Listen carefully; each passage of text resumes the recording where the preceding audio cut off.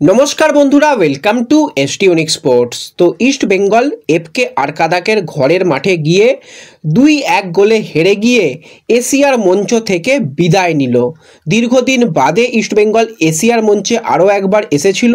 অনেক আশা ছিল যে ইস্ট বেঙ্গল ভালো কিছু করতে পারে এই চ্যালেঞ্জ লিগে, কারণ চ্যালেঞ্জ লিগ অতটাও কঠিন নয়। যেখানে বাকি আরও যে দুটো এএফসি লিগ রয়েছে সেখানে কিন্তু ইস্ট বেঙ্গলের হতাশাজনক পারফরমেন্স, ঘরের মাঠে 1-0 গোলে হার। আর আজকের ম্যাচেও 1 গোলে এগিয়ে থাকা অবস্থাতেও শেষের দিকে এসে দুটো গোল খেতে হলো ইস্ট বেঙ্গলকে। তো আজকের ম্যাচের কিন্তু ভিলেন করা হচ্ছে সৌভিক চক্রবর্তীকে। তো সৌভিক কি সত্যিই আজকের ম্যাচে ভিলেন? সৌভিকের জন্যই কি আজকে ইস্ট বেঙ্গল ম্যাচটা হারলো, নাকি আরও বেশ কিছু কারণ রয়েছে? তো সমস্তটা নিয়ে আমরা আলোচনা করব। আজকের রেফারিং কীরকম হয়েছে সেই নিয়েও কিন্তু অবশ্যই প্রশ্ন তোলার জায়গা রয়েছে। তো ভিডিওটা তাই শুরু থেকে শেষ পর্যন্ত দেখো, আর ভিডিও ভালো লাগলে লাইক শেয়ার করতে পারো। চ্যানেলে প্রথমবারের জন্য এলে চ্যানেল সাবস্ক্রাইব করে নিও। তো প্রথম যে বিষয়টাকে বলবো, ইস্ট বেঙ্গল কিন্তু প্রথম থেকেই একটা পরিকল্পনা করে রেখেছিল যে attack is the best defence, যেটা নিয়ে কিন্তু এর আগেই আমরা আলোচনা করেছিলাম যে অ্যাওয়ে ম্যাচ জিততেই হবে, কিচ্ছু দেখার দরকার নেই। ম্যাচ যদি জেতা যায় তো পরবর্তী রাউন্ডে কোয়ালিফাই করার রাস্তা খোলা রয়েছে। তো সেইভাবেই প্রথম মিনিটেই কিন্তু ইস্টবেঙ্গলের গোল এসে যায়। গোলের ক্ষেত্রে অবশ্যই অবদান রয়েছে ইস্টবেঙ্গলের 3 বিদেশি প্লেয়ারের। একটা ইস্টবেঙ্গলের ডিফেন্স থেকে ভাসানো বল আসে, আক্রমণ করতে থাকে সেই বলের উপর মেসি বাউলি, সেখান থেকে বল পেয়ে যায় সেলিস ছোট্ট টোকায় কিন্তু ডিমির জন্য বল নামিয়ে রাখে। ডিমি অন টার্গেট জোরালো শট রাখলেও আরকাদাকের গোলকিপারের হাতে বল লেগে বল ডিফ্লেক্ট হয়ে চলে যায় মেসির কাছে, আর মেসি সুযোগ সন্ধানী সেখান থেকে কিন্তু গোল করতে ভোলে না। সেখানেই কিন্তু প্রথম লিডটা ইস্টবেঙ্গল নিয়ে চলে আসে একদম ম্যাচের শুরুর দিকে। তারপর পুরো খেলা বাকি ছিল। আমরা লাইভে বারবারই আলোচনা করছিলাম যে ইস্টবেঙ্গলকে কিন্তু দ্বিতীয় গোলের সন্ধানে থাকতে হবে এবং গোল কিন্তু বাড়াতে হবে।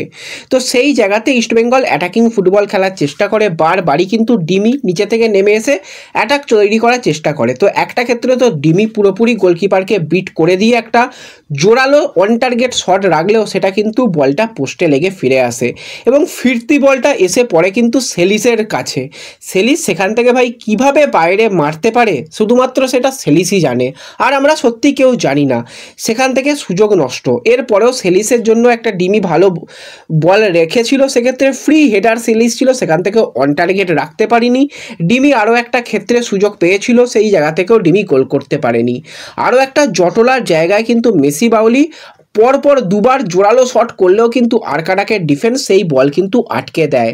কিন্তু ম্যাচের যেটা আসল ঘটনা ঘটে গেল সেটা হচ্ছে 32 মিনিটের মাথায় লালচং নুঙ্গা তার দ্বিতীয় ইয়েলো কার্ড। প্রথম ইয়েলো কার্ডটা জেনুইন ইয়েলো কার্ড ছিল, কোনো রকম কিচ্ছু বলার নেই, পারফেক্ট ডিসিশন রেফারির ছিল।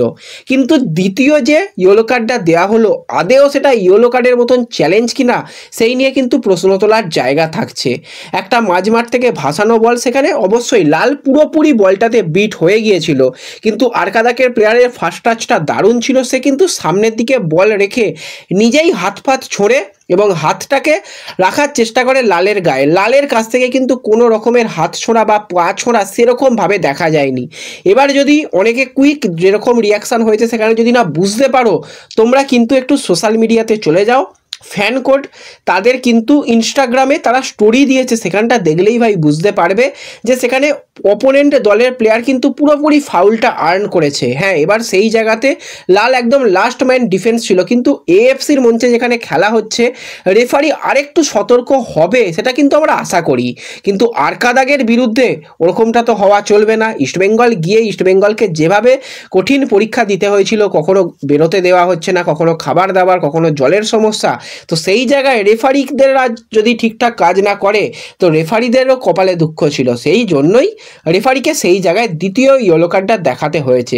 তা না হলে ওখান থেকে ফাউল দেওয়া যেতে পারতো খুব বেশি হলে, কিংবা যেখানে একটা দলকে আমরা লাল কার্ড একটা দেখাতে যাচ্ছি সেখানে লাইসম্যানের সঙ্গে কোনো রকম যুক্তি করা বা কিছু করা কিচ্ছু নয়, সরাসরি সেখান থেকে রেফারি এসে একদম ইয়েলো কার্ড দেখিয়ে একদম নায়ক হয়ে গেল, বাহ আমি দারুণ রেফারিং করছি। সেখানেই কিন্তু ইস্টবেঙ্গল বলতে গেলে মোরাল ডাউন হয়ে গিয়েছিল। তারপরে ইস্টবেঙ্গল কিন্তু সেই অবস্থা থেকেও যেভাবে একদম 80 মিনিট 85 মিনিট পর্যন্ত লড়াই করেছে, এই লড়াইয়ের কুর্নিশ জানাতেই হয়। আরকাদাকেও অনেক অ্যাটাক করেছে, একটা ক্ষেত্রে তো গিল দারুণ কিন্তু একটা বল সেভ করেছিল অন টার্গেট, একদম পাঁক খেতে খেতে বল ঢুকছিল, তো সেক্ষেত্রে গিল ভালো সেভ করেছে। দু একটা ক্ষেত্রে গিল ভালো টাইম ওয়েস্ট করছিল, গিল ভালো বল রাখছিল, ওভারঅল টিমটা ভালো খেলছিল। কিন্তু শেষের দিকে এসে যেটা পেনাল্টি দেওয়া হলো আরকাদাককে, কারণ পেনাল্টি না দিলে তো পিছিয়ে ছিল, আরকাদাকের প্লেয়ার সৌভিকের গায়ে টাচ করে পড়ে যায়। সৌভিক চক্রবর্তী যেখানে একদম প্রচুর বড় ফাউল করেছিল, কিচ্ছু নয়, সেটা 50-50 বল খুব বেশি হলে আমরা বলতে পারি। এবার সেখান থেকে রেফারি দেখলো যে না, এখান থেকে তো পেনাল্টি দিতে হবে, আরকাদাক পিছিয়ে রয়েছে, চেষ্টা করেছে আরকাদাক, গোল করতে পারিনি, 90 মিনিট হতে চললো, পরে কি হবে জানা নেই, তো দাও সেখানে একটা পেনাল্টি দিয়ে দাও। তো সেখান থেকে পেনাল্টি দিয়ে দেওয়া হলো এবং পেনাল্টি থেকে আরকাদাক গোল করতে ভোলে না। শেষের দিকের গোলটাকে নিয়ে আমি কিছু বলছি না, সেটা আর কিছু করার ছিল না, ইস্টবেঙ্গল তখন খেলা ছেড়ে দিয়েছিল, সেখান থেকে গোল হয়েছে। কিন্তু আজকেও রেফারি নিয়ে কিন্তু প্রশ্ন তোলার জায়গা রয়েছে, অবশ্যই লালচং নুঙ্গাকে নিয়েও প্রশ্ন তোলার অবশ্যই জায়গা রয়েছে। লাল আইএসএলেতেই মোটামুটি 3টে রেড কার্ড দেখেছে, এএফসি মঞ্চেতে গিয়েও কিন্তু তার সেই লাল কার্ড দেখার স্বভাব পরিবর্তন হলো না।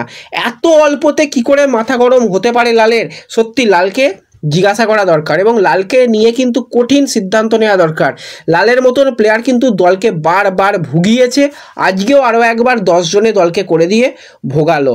তো সত্যি লালকে নিয়ে কিন্তু কঠিন পদক্ষেপ নিতে হবে। তার সাথে সাথে ক্ষমার অযোগ্য ভুল কিন্তু আজকে করেছে ডিমি বা রিচার্ড, তাদের ওই যে জায়গা থেকে যদি না গোল করতে পারে আর কিছু করার নেই। এবং ইস্টবেঙ্গলের আমরা বারবারই কথা বলেছি, আক্রমণ বিভাগ একদমই ভালো নয়, মেসি আসার পর কিছুটা ভালো হয়েছে, কিন্তু ওভারঅল যদি আমরা টিম নিয়ে কথা বলি, আক্রমণ বিভাগ জঘন্য, সেটা আজকে আবারও প্রমাণ হলো।